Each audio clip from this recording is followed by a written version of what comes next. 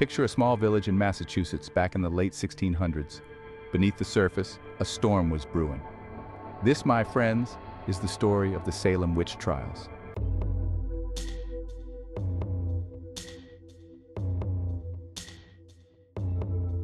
Welcome to Screamville. Now, to understand what happened in Salem, we gotta understand the times. Imagine a world where folks believed in magic, both good and bad, where the devil was as real as the nose on your face, always lurking, always tempting good souls into darkness. That was the reality for the people of Salem. They were Puritans, deeply religious folks who believed that the devil could work his evil through witches, ordinary people who'd made a deal with the dark side. Life in those days was tough. Harsh winters, disease, and conflict with Native Americans kept folks on edge. Fear was a constant companion, and when fear takes root, it can twist even the kindest hearts. In Salem, that fear found a target: witchcraft. It started with whispers, rumors of strange goings-on. Then the whispers grew louder, the rumors more persistent, until the whole village was gripped by a collective paranoia. The Puritans lived by a strict code of conduct. They believed in hard work, discipline, and above all, unwavering faith. Life was centered around the church, and the Bible was their guide for everything. Now imagine living in a world where dancing and singing were considered sinful, where your every action was scrutinized for signs of wickedness. That was the reality for the Puritans. They believed in predestination, the idea that God had already chosen who was going to heaven and hell. There was nothing you could do to change your fate. This belief created a deep-seated anxiety. Folks were constantly examining their lives, looking for any sign that they might be among the damned. They saw the devil's influence everywhere, in illness, misfortune, even in the changing seasons. And they believed he worked through witches, ordinary people who had turned their backs on God and embraced evil. So when strange things started happening in Salem, folks were primed to believe the worst. Now, Salem wasn't exactly known for its wild parties and loose morals. It was a place where folks kept to themselves, where gossip spread faster than wildfire. But something wicked this way was coming. In the winter of 1692, a group of young girls started acting mighty peculiar. These weren't your average childhood antics. They'd have fits, scream out for no reason, contort their bodies in unnatural ways. They'd bark like dogs, meow like cats, and complain of being pinched and pricked by unseen hands. The village doctor was baffled. He'd never seen anything like it. With no explanation for the girls' bizarre behavior, folks started whispering the dreaded word witchcraft. The devil, they believed, was at work in Salem. He was using witches to torment their children, to sow chaos and fear in their midst, and they were determined to root out this evil no matter the cost. Now, accusations started flying faster than a flock of startled pigeons. The afflicted girls, caught in their own web of fear and delusion, pointed fingers at those they deemed different, those on the fringes of society. First to be accused was Tituba, a slave woman from Barbados who told the girls stories of voodoo and magic. Then came Sarah Good, a beggar known for her sharp tongue and unsettling gaze, and Sarah Osborne, an elderly woman who'd been the subject of gossip for years. These women were easy targets: an outsider, an outcast, and a woman deemed ungodly. Their voices were silenced, their pleas of innocence ignored in the face of the girls' accusations and the villagers' growing panic. The seeds of suspicion had been sown, and they were about to blossom into a full-blown witch hunt that would stain the soul of Salem forever. Now imagine you're living in Salem in 1692. Life isn't easy, but you got your faith, your family, and a roof over your head. Then your daughter starts acting strange, real strange. She screams for no reason, thrashes about, and complains of being pinched and poked by unseen hands. You take her to the doctor, but he's stumped. He's never seen anything like it.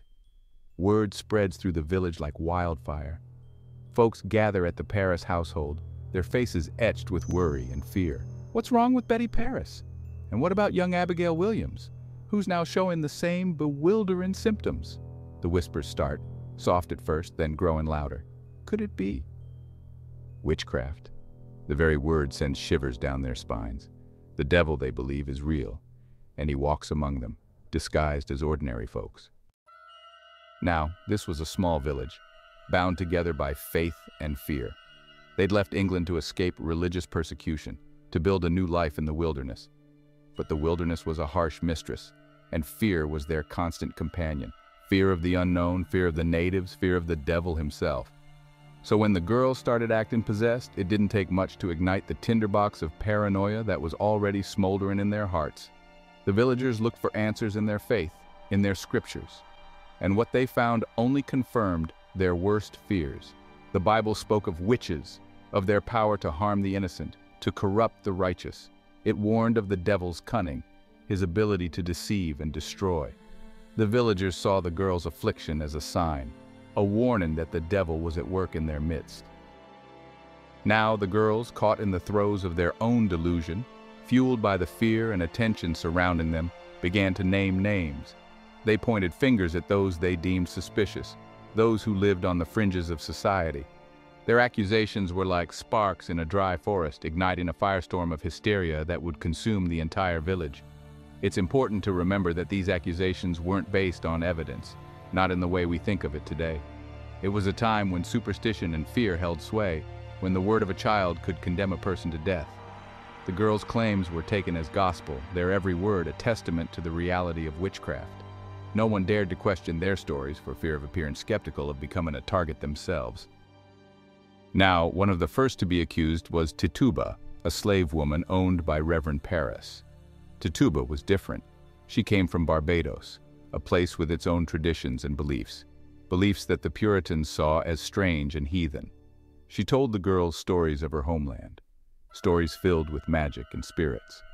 Under intense pressure and fearing for her life, Tituba confessed to practicing witchcraft. She claimed to have been visited by the devil himself, who tempted her with power and forbidden knowledge. Her confession sent shockwaves through the village. If Tituba, a woman they'd trusted to care for their children, could be a witch, then anyone could be. Her confession validated the villagers' worst fears, confirming that the devil was indeed walking among them. With Tituba's confession, the floodgates opened. The girls, emboldened by the power they now wielded, began accusing more and more people. They targeted those who were different, those who didn't conform to the strict Puritan code of conduct. Sarah Good, a beggar known for her sharp tongue and independent spirit, was accused. Then came Sarah Osborne, an elderly woman who'd been the subject of gossip and suspicion for years. These women were easy targets, outsiders, outcasts, women who didn't fit in with the rigid social hierarchy of Puritan society. Their voices were silenced, their pleas of innocence ignored in the face of the girls' accusations and the villagers' growing panic. The witch hunt had begun, and it would leave a trail of devastation in its wake. Now, picture this. The year is 1692. A harsh winter grips Salem, and the icy wind howls through the trees, carrying with it something more sinister than the cold. It carries whispers, rumors that spread like wildfire through the tightly packed houses. The villagers, already on edge from the girls' strange behavior, are ripe for suspicion. Every cough, every sideways glance, every unexplained misfortune becomes potential evidence of witchcraft. Fear, like a thick fog, settles over the village, obscuring reason and judgment. Neighbors start looking at each other with suspicion, trust eroding faster than a sandcastle in a storm. The seeds of doubt once planted take root in fertile ground. The girls, whether by genuine delusion or a calculated ploy for attention, become the voice of these fears. Their accusations, at first hesitant, soon gain confidence, fueled by the fear and attention they receive. Now, one of the first to face the girls' accusations was Tituba. Tituba, you see, was different. She came from a place with its own unique blend of cultures and beliefs that the Puritans found strange and, dare I say, threatening.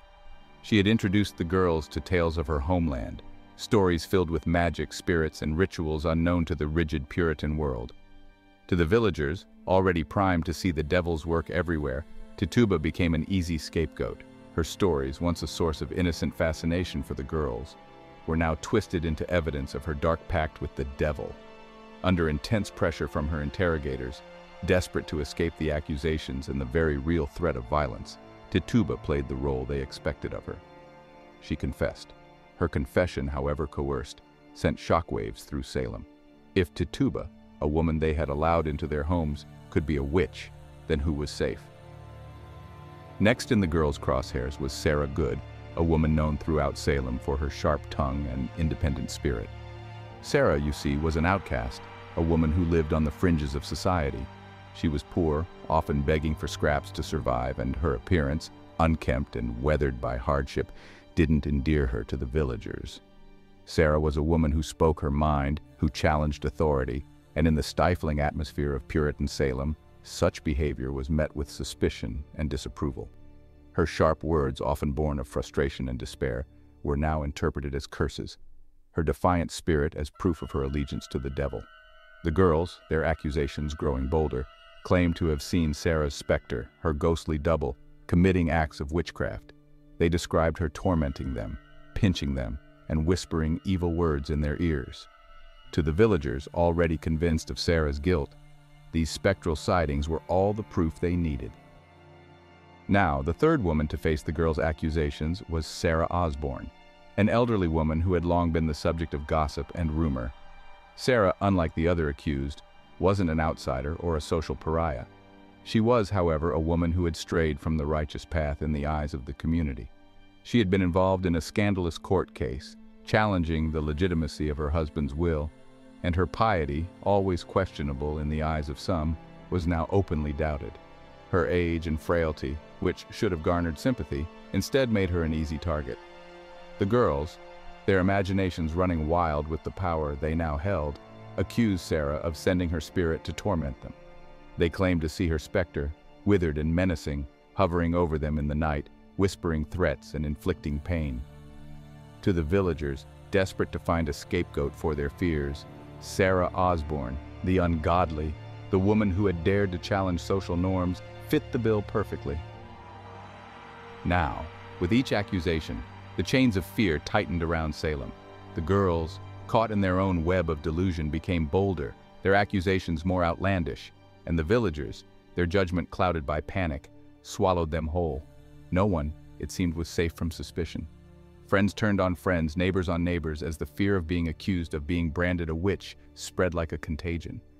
The very fabric of Salem society, woven from threads of faith and trust, began to unravel. The accusations, once limited to the fringes of society, now targeted prominent members of the community. The lines between accuser and accused blurred, as those who had initially escaped suspicion found themselves swept up in the madness. The witch hunt, like a runaway train, careened down a path of destruction, leaving reason and justice in its wake. Now, with accusations flying fast, Salem descended into a full-blown witch hunt. The jails, built for petty thieves and the occasional drunkard, overflowed with accused witches. Men, women, even children found themselves accused by their neighbors, their friends, even their own family. Fear, like a thick fog, settled over the village, choking out reason and common sense. The accusations, once limited to strange behavior, now encompassed any misfortune or ailment. A sick cow, a spoiled crop, a sudden illness, all blamed on the evil influence of witches. The very air in Salem crackled with paranoia. Neighbors spied on each other, looking for any sign of suspicious activity. A whispered prayer, a strange look, even a black cat crossing your path could be misconstrued as evidence of witchcraft. The trials were a mockery of justice. The accused were presumed guilty, their bodies searched for witches' marks, any blemish taken as proof of their pact with the devil. The most damning evidence was spectral evidence, testimony of the afflicted, claiming to see spirits of the accused. These specters, invisible to all but the afflicted, were said to torment their victims. Today we know spectral evidence was unreliable, based on fear and lies. To deal with the growing number of accusations, a special court was established, the Court of Oyer and Terminer. Now this court, appointed by Governor Phipps himself, was supposed to bring order to the chaos, to separate the guilty from the innocent. But in reality, it became a tool of persecution, a rubber stamp for the accusations of the afflicted and the paranoia of the villagers. The judges, men of power and influence, were swept up in the hysteria themselves, their judgment clouded by religious fervor and a genuine belief in the reality of witchcraft. They presided over the trials with an iron fist, allowing hearsay, rumors, and of course, spectral evidence to be presented as fact. The accused, often denied legal counsel and subjected to harsh interrogation tactics, had little chance to defend themselves against the relentless tide of accusations. Bridget Bishop, known for her outspoken nature and colorful lifestyle, was the first to face the Court of Oyer and Terminer. She enjoyed fine clothes, frequented taverns, and challenged the authority of men. Her defiance made her a prime suspect in the witchcraft trials. On June 10, 1692, Bridget Bishop was hanged on Gallows Hill. Now, for those accused of witchcraft, the Salem jail became a living nightmare.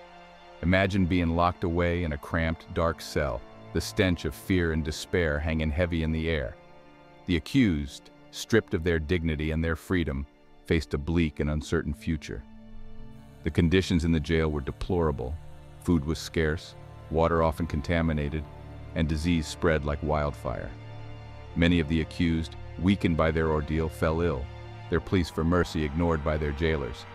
But the physical suffering paled in comparison to the psychological torment. The accused, constantly reminded of their alleged crimes, were subjected to relentless interrogations, their every word twisted and used against them. With each passing week, the hysteria in Salem intensified. The accusations, once limited to a small group of girls, now came from all corners of the community. Men, women, even children pointed fingers at their neighbors, their friends, their own family members. Fear, like a runaway train, had jumped the tracks of reason, crushing everything in its path. No one was safe. Not the wealthy landowner, not the respected minister, not even the governor's own wife. The social order, once as rigid and unyielding as the Puritan faith itself, crumbled under the weight of suspicion and paranoia. The witch hunt, like a wildfire whipped by the wind, consumed everything in its path, leaving behind a trail of shattered lives, broken families, and a community teetering on the brink of madness.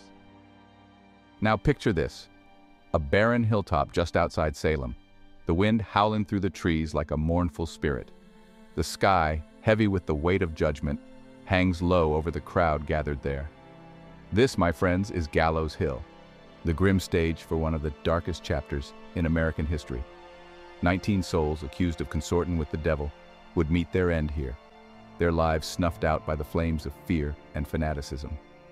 They were mothers, fathers, neighbors, accused by their own community, condemned by a court blinded by superstition and a thirst for vengeance. Their only crime? Being different, outspoken, or simply in the wrong place at the wrong time. As the hangman adjusted the noose, a hush fell over the crowd, broken only by the sobs of the condemned and the whispers of those who believed they were witnessing God's justice. Now, among those who met their end on Gallows Hill were Sarah Good, Sarah Osborne, and Bridget Bishop, the first victims of the court's twisted sense of justice. They were followed by others, men and women whose names are forever etched in the annals of this tragic tale. Rebecca Nurse, a respected midwife, hanged on July 19th.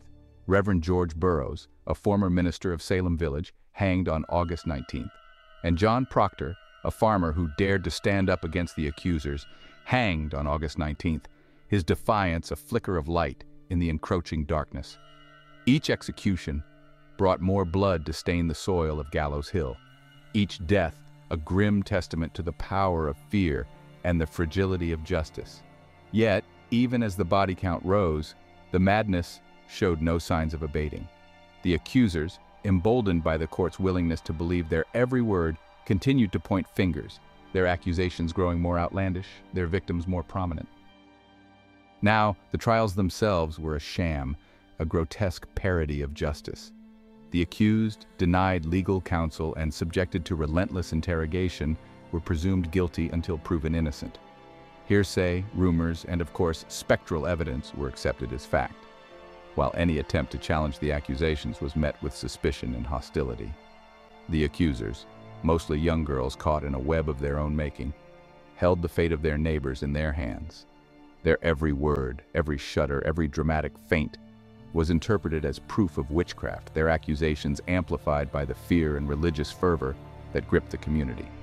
Imagine being accused by a group of children, their imaginations running wild, their accusations fueled by a dangerous mix of attention-seeking and genuine delusion. That was the reality for those who faced the court in Salem. Of all the tragic deaths during the Salem Witch Trials, none were more gruesome than that of Giles Corey. Giles was an old man, stubborn as an ox. He refused to enter a plea, knowing it would forfeit his property. They sentenced him to pressing. Giles was stripped naked, laid on the ground, and heavy stones were piled on his chest. For 3 days he endured this torture. His only words were, "More weight." Giles Corey died on September 19, 1692. Now, with each execution, The flames of hysteria burned hotter, spreading beyond the boundaries of Salem. Neighboring towns, gripped by the same fears and suspicions, began their own witch hunts. Accusations flew thick and fast, jails overflowed, and the gallows cast a long shadow over the land. The seeds of doubt, sown in the fertile soil of fear and religious extremism, had blossomed into a poisonous vine, strangling reason, justice, and compassion in its grip. The witch hunt, once a localized outbreak of madness, had become an epidemic, threatening to consume all who crossed its path. The very foundations of Puritan society, built on faith, order, and community, were shaken to their core. Now, as the summer of 1692 waned and the leaves began to turn, so too did the tide of public opinion in Salem. The relentless accusations, the ever-growing list of victims, and the lack of any tangible evidence began to sow seeds of doubt in the minds of some. Folks started whispering, questioning the validity of the girls' claims, wondering if perhaps they'd gone too far. Those who dared to speak out against the trials, who questioned the court's methods or defended the accused, faced swift and brutal backlash. They were branded as heretics, accused of sympathizing with the devil, their reputations tarnished, their lives threatened. Yet despite the risks, a few brave souls refused to be silenced. They saw the injustice unfolding before their eyes, the innocent condemned on the flimsiest of evidence, and they knew in their hearts that something was terribly wrong. The cracks in the facade of mass hysteria were beginning to show, and through those cracks, a glimmer of reason threatened to shine through. Now, even within the church, that bastion of Puritan belief, doubts began to surface. Reverend Increase Mather, a prominent figure in the Massachusetts Bay Colony, emerged as a vocal critic of the trials. Mather, a man of reason and learning, questioned the reliance on spectral evidence, arguing that it was unreliable and easily manipulated. He warned against the dangers of accusing based on hearsay and superstition, reminding his congregation that it was better to let 10 guilty witches go free than to condemn one innocent soul. Mather's words, coming from a man of his stature, carried weight. His sermons, filled with reason and compassion, resonated with those who had begun to question the righteousness of the trials. He urged caution, restraint, and a return to the principles of due process and evidence-based justice. Mather's voice, joined by a growing chorus of dissent, began to chip away at the foundations of the witch hunt. Now, even Governor Phipps, the man who had initially sanctioned the court of Oyer and Terminer, began to have second thoughts. As the trials dragged on and the accusations spread like wildfire, Phipps found himself facing growing criticism from both inside and outside the colony. Prominent figures in England, where news of the Salem witch hunt had caused quite a stir, expressed their concern over the methods used and the lack of due process afforded to the accused. But perhaps the most convincing factor in Phipps' change of heart was the accusation leveled against his own wife, Lady Mary Phipps. Now you see, when even the governor's wife wasn't safe from the reach of the accusers, it became clear that the situation had spiraled out of control. The witch hunt, once aimed at the fringes of society, now threatened to consume the very heart of the colony. Faced with mounting pressure and a growing sense of unease, Governor Phipps took action. In October of 1692, he ordered the suspension of the court of Oyer and Terminer, effectively bringing the trials to a halt. Phipps, realizing that the court had gone too far, that innocent lives had been lost in the pursuit of a phantom enemy, sought to distance himself from the unfolding tragedy. He established a new court, one that would not rely on spectral evidence and would afford the accused greater legal protections. This new court, however, faced a daunting task. The damage had been done. The seeds of doubt once sown had taken root, and the trust that had once bound the community together lay shattered. Now, with the trial suspended, the grip of fear that had held Salem captive began to loosen. The accusers, their power diminished, found their claims met with skepticism and disbelief. The girls, once hailed as heroes, were now viewed with suspicion, their motives questioned, their stories doubted. One by one, those who had been imprisoned on flimsy charges were released, their names cleared, their lives forever marked by the ordeal. The community, shamed by the excesses of the witch hunt, began the slow and painful process of healing, of rebuilding the trust that had been so carelessly destroyed. The Salem Witch Trials, a dark chapter in American history, serve as a cautionary tale, a reminder of the dangers of unchecked fear, religious extremism, and the fragility of justice. When the dust settled on Salem's tragic episode, folks picked up the pieces of their shattered lives. The trials became a stain on the community's conscience. Jail doors swung open, releasing survivors, their lives forever marked. The accusers faced a different kind of reckoning. Their stories were now met with skepticism and scorn. Some, like Reverend Samuel Parris, faced public censure and were forced to leave Salem. Now, the Salem Witch Trials weren't just a moment in time, a blip on the radar of history. They left deep scars on the soul of the community, scars that would take generations to heal. The trials had exposed the dark underbelly of Puritan society, the fear, the intolerance, the willingness to believe the worst about one another. In the aftermath of the trials, there was a collective soul-searching, a reassessment of the values and beliefs that had led them down such a dark path.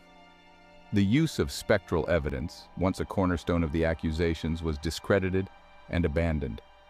The concept of witchcraft, while still feared by some, lost its power to incite mass hysteria. The trials served as a brutal wake-up call, a reminder that even the most devout and righteous communities are capable of great evil when fear and suspicion are allowed to reign unchecked. Now, centuries have passed since those dark days in Salem, and the town has undergone a remarkable transformation. Once synonymous with fear and injustice, Salem has reclaimed its history, embracing its dark past as a cautionary tale. Tourists now flock to Salem, drawn by its eerie history and the chance to walk the same streets where the accused once trembled. There's a genuine sense of remembrance in Salem, a recognition of the suffering inflicted on innocent people. The Salem Witch Trials hold timeless lessons for us all. Fear can turn neighbor against neighbor, friend against friend. Intolerance can have devastating consequences. Justice without reason and compassion is no justice at all. Salem's story is about fear, reason, and standing up for what's right. It resonates today, where accusations are made without evidence. The lessons of Salem remind us that the past is never truly behind us. If you enjoyed this video, please take a moment to hit the like button and subscribe to my channel. Thanks for watching.